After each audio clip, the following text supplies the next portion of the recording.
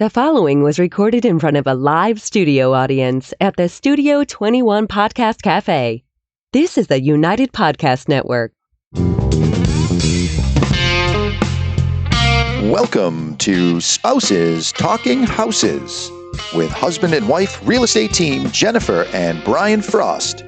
Everything you want to know about buying, selling, investing, and owning property. So let's get real about real estate. Welcome to episode 4 of Spouses Talking Houses. I'm Jennifer. I'm Brian. Today we're going to get real about lowering your property tax bill and how to file a tax abatement if you think your home has been assessed too high. First, though, let's just talk about what's been keeping us busy. What are you up to? Well, in line with this podcast, I've been examining our own property assessment and trying to figure out whether I want to file for an abatement this year. Okay. And I should be working on our budget and curbing our expenses, but I haven't been doing that. So hopefully you lowering our taxes will take care of... I don't think it's going to take care of all of it, but Okay. It can't hurt. It'll put a dent in it Exactly. at least. Nobody likes paying property taxes, right? Yeah, and we want to let you know that you can challenge your tax bill.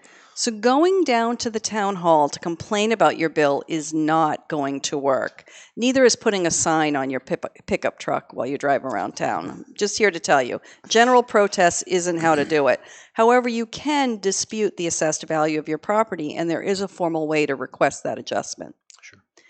We do have a crazy calendar in New Hampshire, and I'm going to focus on New Hampshire today rather than try to go back and forth between the two states. So the tax bills come out in June and December.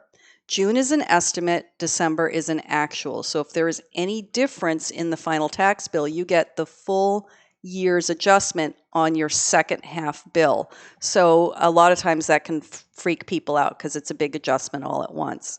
The other thing is that the property assessments are updated in April of each year. The budgets are voted on in the spring. It's the budget that determines your tax bill. And then the tax rate is set mid-November by the State Department of Revenue. And that tax rate includes your town property tax, your county, and your school tax rates. So there's a lot of different moving parts and a lot of different times of the year, and none of them go January to December when we would think of a typical year. Yeah, I think they make it confusing on purpose. I agree.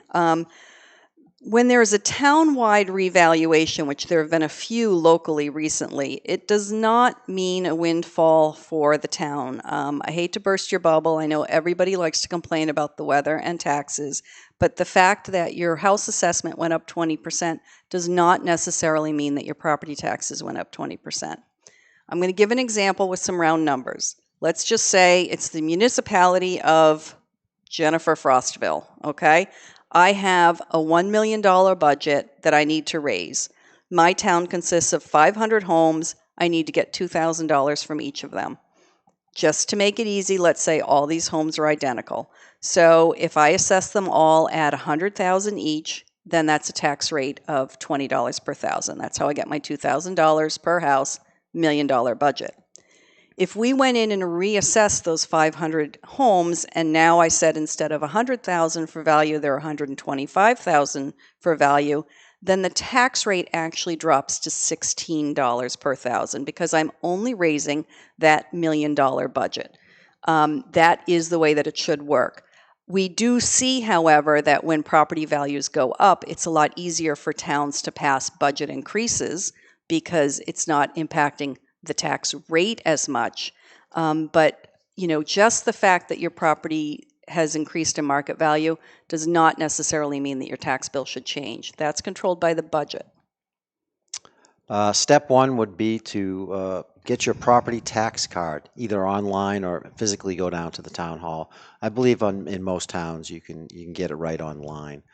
The tax card will have details about the home, the land, other structures on the property, condition, quality, square footage.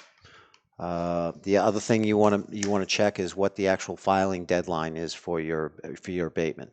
Yeah, so the schedule in New Hampshire is that you can file after you've received your December tax bill and before March 1st. So that is why we are recording this episode now and we're happy to help you through this process. The town, once they've received your application for an abatement, has until July 1 to respond to you. And then if you are not happy with their response, you can make an appeal to the state, and the deadline for that is September 1. And that is the same every year. If you want to do this process every year, you are welcome to do it. Exactly. I do it every year.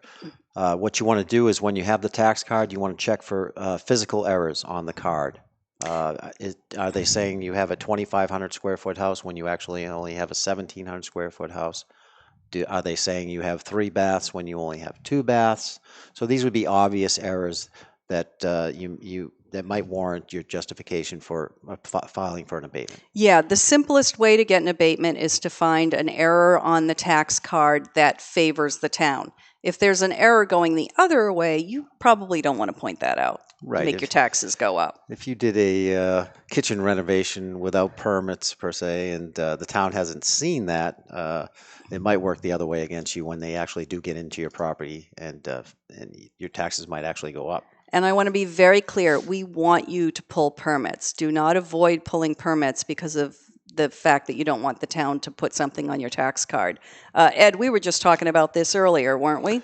Yeah, and I always pull permits because, it's not even just about the tax ramifications. As you know, if all of a sudden you go to sell your house and then somebody identifies that you had work done without a permit, it certainly throws a monkey wrench into it. And even one of our neighbors in my town got caught doing some work, and then the inspector came, made them tear out their new bathroom because they've got to inspect the plumbing behind the walls. So, it ends up costing you more in the long term. You're really kind of trying to save a few dollars betting that nobody will find out. And I think people often find out. They do. They do. And the other thing is, those codes are there for safety. And if we go to put a house on the market and there have been some improvements done without permits, and we go to the town hall or we send the owner to the town hall to get an after-the-fact permit, the building inspector can't vouch for the electricity that's behind the walls. That's fire and safety. So you're just much better off to do that by the book from the start. Permits, permits, permits. Absolutely. Step number 3 is to just get the form. This is nice and easy. It's usually a downloadable form, and it's 3 to 4 pages long. Very simple, self-explanatory. Yep. Step 4 is to do your research. So if you're not going to challenge factual errors, then what we're going to challenge is whether we think the town's opinion of value is accurate or if they've overstated the value of the property. Yeah, I think there's a misunderstanding that a lot of people think that if their house is overassessed compared to market value, that justifies an abatement. Right, they think they're entitled to a change. Right, yeah. but not necessarily so. What you really want to look for is how your house compares proportionally to your neighbors or to the house on the next street over, similar size homes in your neighborhood, in your town. If you're disproportionately assessed, then you want to do an analysis to show that that's the case, and then you'll have a good case to get an abatement. Yeah, so the tax assessments do have a relationship to market value. However, market value fluctuates, and your assessed value is going to stay the same for usually, a 4 or so year period. And so just saying, hey, this is not the market value of my property is not going to make your case. You have to show that you are being taxed unfairly compared to people with similar properties in your town. You can use a site like Realtor.com to track sales in your area and use that to fill out the form. I recommend, however, that you ask your realtor to help you pull comps, which means comparable sales, or go ahead and give us a call. We'd love to be your real estate experts and help you out on that. Always happy to advise a client on how the best way to get an abatement. Absolutely. Also, make use of the assessor's database because you don't just need to show what houses are selling for. You need to show that you're being taxed unfairly compared to your neighbors. And the assessor's database, which is in most of our towns online, will show you exactly what your neighbors' homes are being assessed for. You could also have an appraisal report report completed. I've seen people do that and then attach it to their application. I know a good appraiser. You do know a good appraiser. And then step 5 is you're going to file your request. And as soon as you file your request, you can expect that someone from the assessor department or somebody that they've hired, a third party, is going to come out and visit your property. You do need to let them in. If you've filed for an abatement, you need to let them into your house. Otherwise, they're not going to move forward with your application. Right, right. So again, the flip side of this is if your house is in a lot better condition or has amenities that are not reflected on your tax card, you might not want to file for an abatement because maybe your taxes are going to go up instead of down. Right. It might not be worth it. Exactly. Once the town has done their inspection and then they've reviewed your application, they will give you a response. It'll come in a letter. We've done this a couple of times now. We did it in our first house. Sure. We've done it in this current house. And each time we made justification for what we thought they should adjust it to. They didn't say yes or no. What they did is they gave us a different amount. They sort of almost split the difference with us. I think most of the time they typically just threw us a bone I agree. to see what we would do. Yeah. Um, But either way, our taxes went down. It's true. Yes. Yeah. So keep in mind, too, back to this crazy calendar, that the assessment is as of April 1st. So the value of your property is as of April 1st. If you have made additions, if you've put up a shed, if you've taken out a pool, anything that happens between April and April doesn't get updated till April 1st of the next year. The town's going to be responding in June. Your June bill has already gone out, so the adjustment's going to actually be reflected on your December bill, and it will be a credit or a refund plus interest. So they're looking backwards when they make these adjustments. Sure. What happens if they just say no? If they just say no, or if you're dissatisfied with the response, you can make an appeal to the state. Very similar process, and you have until September to do that. Next, we're going to talk a little bit about whether we're going to make application on our own house this year, and we'll do that after we check in with Brian for How's the Market, sponsored by Real Value Appraisal. Let's look at available inventories in Massachusetts as of January 2020. As with New Hampshire, Massachusetts, a lack of home sales, a crowd of potential buyers, and low mortgage rates have helped to boost the housing prices higher in 2019.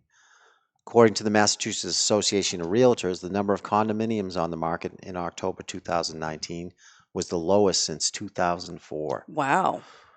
The 15 years. Wow. Yeah, Okay. it's crazy. Yeah. The inventory for single-family home sales in the state has also fallen consistently during the past 7 to 8 years. So it's just been going down, down, down. So in short, if you're thinking of selling a home in Massachusetts, please give us a call. Now is a great time. And I also want to let you know, if you are buying, we do make an effort to look for properties that are not on the market, look at some off-market properties for you, and see if we can turn anything up because inventory is so low. Yes. Yeah. I wanted to give some facts about assessments and property taxes, but first, tell me what you think. Should we apply for an abatement this year?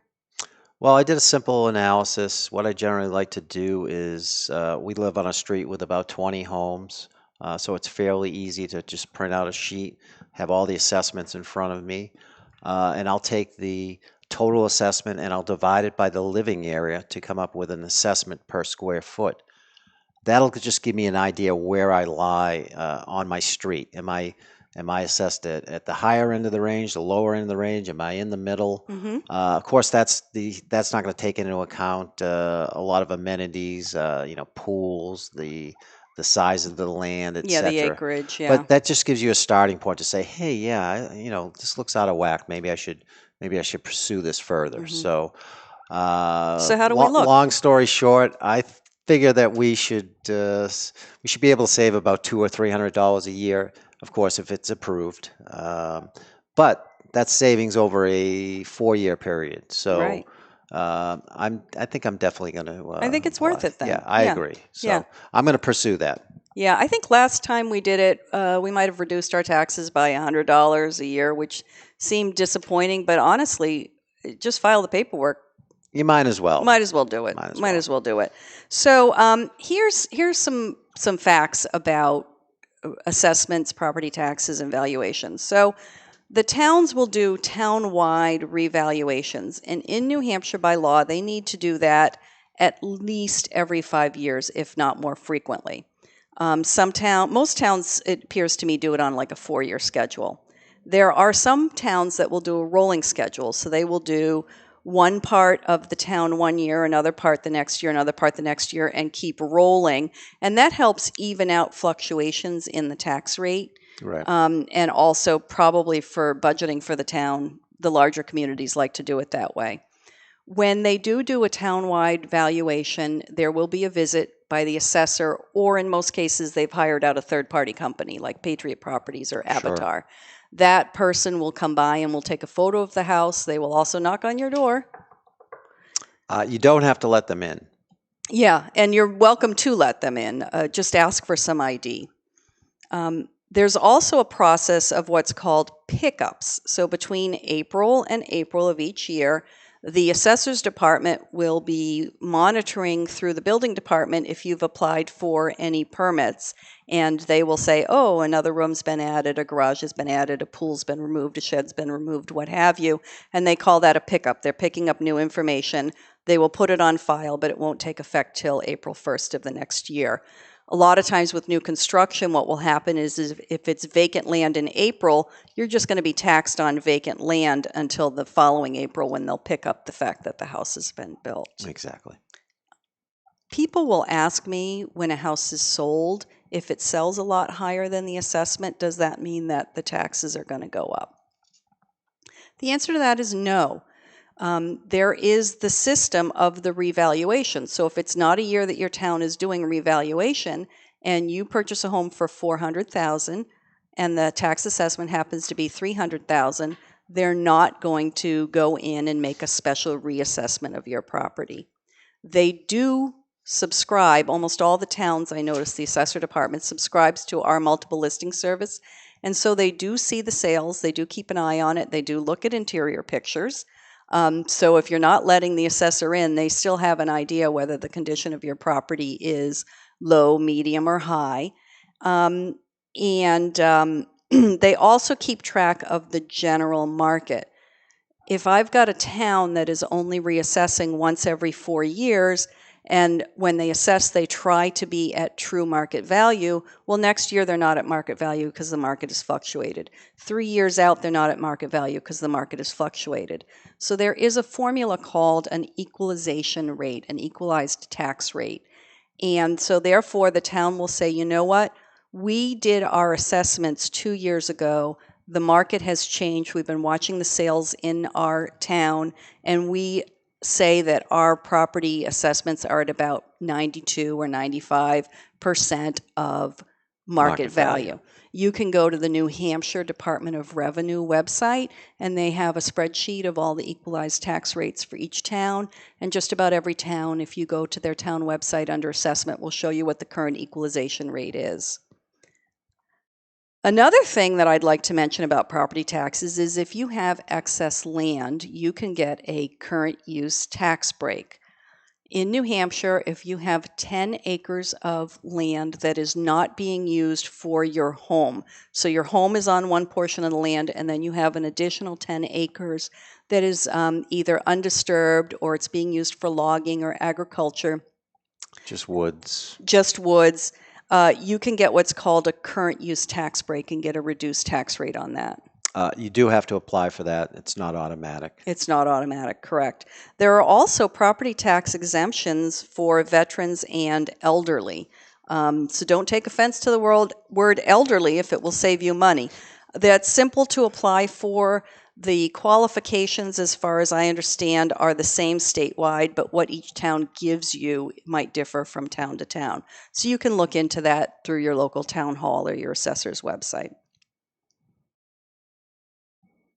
So to summarize, the first step is going to be to check your town assessor's website, pull your own tax card, contact your realtor or call us. Once again, we're publishing this podcast to be your go-to real estate experts. Then you're going to do the paperwork. And if you prefer, you can hire an appraiser to go ahead and do that paperwork for you. I'm an appraiser. New Hampshire does have a heavy reliance on property taxes. This goes back to when property and income were the same. This was largely an agricultural country, and the person with the most property had the most income because they had the livestock and the crops. So our property taxes are among the highest in the nation.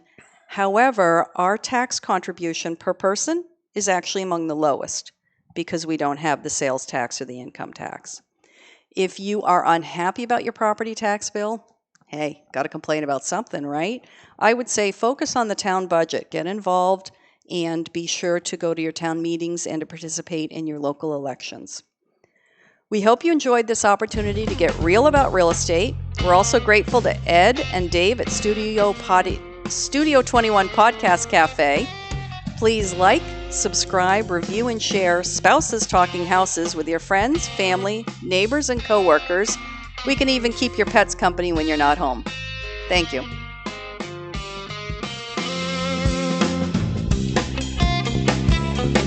Music courtesy of the Eric Lindbergh Trio. Please visit his website at www.ericlindberghworld.com. Jennifer and Brian are licensed to practice real estate in New Hampshire and Massachusetts. Brian is also a certified general appraiser in New Hampshire. They are not lawyers, accountants, home inspectors, or therapists. Real estate customs and rules may be different in your area. Each Keller Williams Realty office is independently owned and operated. The Realtor name is trademarked to members of the National Association of Realtors. If you are currently under contract with a real estate agent, this is not intended as a solicitation. Views expressed on this podcast by Jennifer may not be shared by Brian and vice versa, nor are they necessarily the views of Keller Williams Realty. The views and opinions expressed by the hosts, guests, or callers of this program do not necessarily reflect the opinions of the Studio 21 Podcast Cafe, the United Podcast Network, its partners, or affiliates.